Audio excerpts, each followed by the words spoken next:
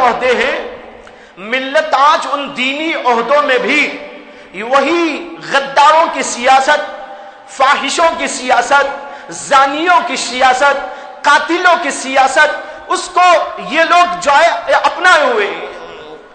مسجدوں پر قبضہ کس کا، مدرسوں پر قبضہ کس کا، انجمنوں پر قبضہ کس کا؟ وہاں بھی آپ دیکھ لیجئے اچھے لوگ تو خال خال آپ کو ملیں گے، خال خال آپ کو ملیں گے۔ مسجدوں کی کمیٹی یہ ایک چھوٹی سی سیاست ہے، ایک بڑی سیاست ہوتی ہے، ایک چھوٹی سیاست، مسجد کی سیاست، کوئی مدرسے کی سیاست، کوئی انجمن کی سیاست۔ ان جگہوں پر بھی آپ دیکھتے چلے جائیں تو آپ کو اچھے لوگ تو خال خال نظر آئیں گے، وہاں پر بھی آپ کو دکھائی دیں گے تو اسی قسم کے نظریے والے لوگ، اسی قسم کے عمل والے لوگ دکھائی دیں گے۔ مسجدیں یہاں سے وہاں تک آپ کو دکھائی دیں گی، لیکن مسجدوں کی کمیٹیوں کے اندر آپ کو کیسے کیسے لوگ ملیں گے، کیسے کیسے مائی کے لال ملیں گے، کیسے کیسے عجیب و غریب نظریے کے لوگ ملیں گے، کیسے کیسے اعمال کے لوگ ملیں گے۔ اللہ اکبر، اس کو کہا جائے اور اس کا بھانڈا پھوڑا جائے تو پتہ نہیں بھائیوں کوئی برداشت بھی کر سکے نہ کر سکے۔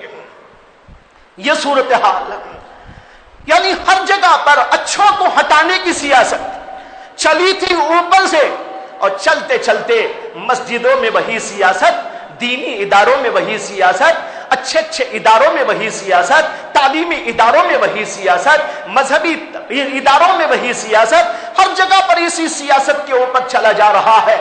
میں نے گزشتہ جمعہ، اس سے پیوستہ جمعہ آپ حضرات کے سامنے علماء کے بارے میں کچھ عرض کیا تھا، اس میں بتایا تھا کہ آج امت علماء کے ساتھ میں کیا کر رہی ہے۔ آپ دکھا سکتے ہیں کہ کمیٹیاں اتنی بنی ہوئی ہیں، کسی کمیٹی کے اندر علماء کا عمل دخل ہو، جاہل، اناڑی، فاسق، فاجر، داڑھی منڈا، ہر قسم کا لوٹنے والا، لٹانے والا، وہ تو کمیٹی کا کچھ بھی ہو سکتا ہے لیکن ایک عالم کو نہیں بنایا جا سکتا۔ آپ اس کا تصور نہیں کر سکتے۔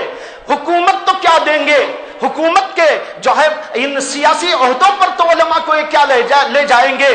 آج تو یہ صورتحال ہے کہ مسجد کی کمیٹی میں وہ داخل نہیں ہو سکتا، ایک ادنا ممبر نہیں بن سکتا، اس کا صدر نہیں بن سکتا، اس کا ذمہ دار نہیں بن سکتا۔ یہ صورتحال امت مسلمہ کی ہے۔ امت نے علماء کو ہٹایا، سارے کافروں نے امت کو ہٹا دیا۔